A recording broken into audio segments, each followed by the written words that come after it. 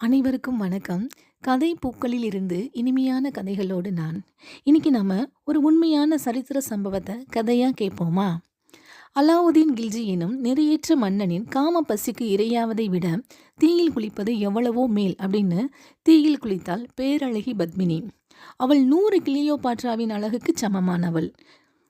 ஏறத்தாழ 700 வருடங்களுக்கு முன் அலாவுதீன் கில்ஜி டில்லியில் இருந்து அரசோச்சிய காலத்துல ராஜபுதனத்துல உள்ள சித்தூரை ரத்தன் சிங் என்பவன் ஆண்டு வந்தான். அவனுடைய மனைவியின் பெயர் பத்மினி. தாமரை போன்ற அழகிய முகம் வாய்ந்தவள், தைரியசாலி, நல்ல புத்தி சாதுரியம் மிக்கவள். அவளுடைய அழகு பற்றிய செய்தி வட இந்தியா முழுவதும் பரவி இருந்துச்சு. அலாவுதீன் கில்ஜிக்கு எல்லா முஸ்லிம் மன்னர்களுக்கும் இருந்தது போலவே பல மனைவியர் இருந்தாங்க. அவன் சித்தூர் ராணி பத்மினியையும் அபகரிக்க விரும்பினான். ஆகவே பெரும் படையோடு புறப்பட்டு ராஜஸ்தானுக்கு வந்து சித்தூரை முற்றுகையிட்டான். சித்தூரை வெல்ல முடியாது அப்படின்றது அவனுக்கு நல்லாவே தெரிஞ்சது.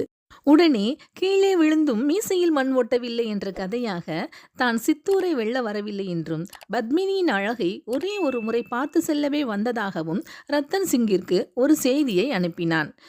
ரத்தன் சிங் அவன் வார்த்தையை நம்பி ஓரிரு வீரர் துணையுடன் கோட்டைக்குள் வரலாம் என்றும் ராஜபுத்திர பத்தினி பெண்கள் வேறு ஆடவரை பார்க்க கூடாது ஆகையால் நிலை கண்ணாடியில் மட்டும் அவள் உருவத்தை பார்க்கலாம் என்றும் நிபந்தனை இட்டான். உடனே அலாவுதீனும் 2 வீரருடன் வந்து கண்ணாடியில் பேரழகி பத்மினியை பார்த்தான். ஏதேனும் சதி செய்து அவளை கவர வேண்டும் அப்படின்னு மனதில் சதி திட்டம் தீட்டினான். நான் உன்னை நம்பி உன் கோட்டைக்குள் தனியே வந்தேனே, நீயும் என்னை நம்பி என் கூட வந்து என்னை வழி அனுப்பி வைக்கக்கூடாதா என்று ரத்தன் சிங்கிடம் அலாவுதீன் கேட்கிறான்.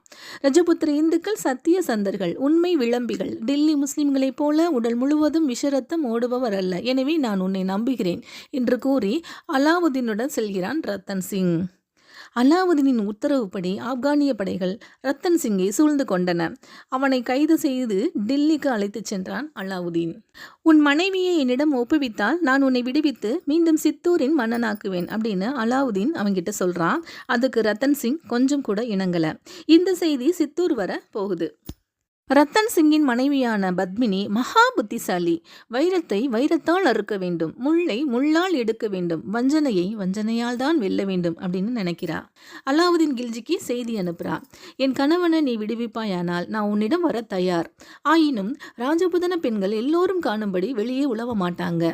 ஆகவே என் பரிவாரம் புடைசூழ மூடிய பல்லக்குகளில் வருவோம் அப்படின்னு சொல்றா. அலாவுதீனும் அவளோட காத்திருக்கிறான். சித்தூர் கோட்டையில இருந்து 70 மூடு பல்லக்குகள் புறப்பட்டன. ஒன்றில் கூட பெண்கள் கிடையாது. அத்தனையிலும் தேர்ச்சி பெற்ற 70 வீரர்கள் மறைஞ்சிருந்தாங்க. 6 பல்லக்கு தூக்கிகள் ஒவ்வொரு பல்லக்கையும் சுமந்துக்கிட்டு போறாங்க. அவங்க அனைவருமே வீரர்கள். பல்லக்குகளில் ஆயுதங்களையும் மறைச்சு வச்சிருக்காங்க. பாந்தால் என்பவன் அவங்கள டில்லியை நோக்கி அழைச்சிக்கிட்டு போறான். அவன் பத்மினி கடைசியாக ஒரு முறை கணவனை பார்த்துவிட்டு உன்னிடம் வருவாள் அப்படின்னு அலாவுதீன் கிட்ட சொல்றான். உடனே அலாவுதீனும் அதுக்கு சம்மதிக்கிறான். பத்மினியோட பல்லக்க கூடாரத்துக்குள்ள அனுப்புறான். அந்த பல்லக்கில் இருந்து வீரன் ஒருவன் வெளியே குதித்து வேகமாக ரத்தன் சிங்கை குதிரை மேல வைத்து தப்பிக்க செய்கிறான். உடனே பெரும் சண்டை அங்க நிகழுது. இரு தரப்பும் வீரர்களை இழந்தன. ஓரிரு ஆண்டுகள் உருண்டு போயிட்டே இருக்கு.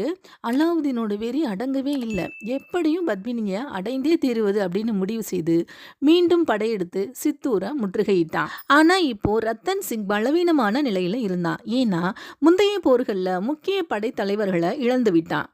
ஒரு கட்டத்தில் தோல்வி நிச்சயம் அப்படின்னு அவனுக்கு தெரிஞ்சிருச்சு. தன் மகனை அருகாமையில் உள்ள ரஜபுதன ராஜ்யத்துக்கு அனுப்பி பாதுகாப்பா இருக்கும்படி சொல்லிட்டு வீரதீர போர்ல ஈடுபட்டு உயிர் துறந்தான் ரத்தன் சிங். ராஜபுதன பெண்கள் வீராங்கனைகள். அரண்மனையின் அந்தப்புறத்தில் மாபெரும் தீ வளர்த்தாங்க. அதில் நூற்றுக்கணக்கானோர் பேரழகி பத்மினியோடு குதிச்சு சாம்பலாகிறாங்க. வெற்றி களிப்போட கோட்டைக்குள் நுழைந்த அலாவுதீனுக்கு வீரர்களோட பிணங்களும் வீர தாய்மார்களின் சாம்பலுமே கிடைத்தது. பாரத நாடு உள்ளவரை பத்மினியின் புகழும் நீடிக்கும். ராஜபுதன கோட்டை கொத்தளங்களும் பாலைவன மணல் துகள்களும் இன்றும் கூட பத்மினியின் புகழை பாடிக்கொண்டேதான் இருக்கின்றன. நன்றி.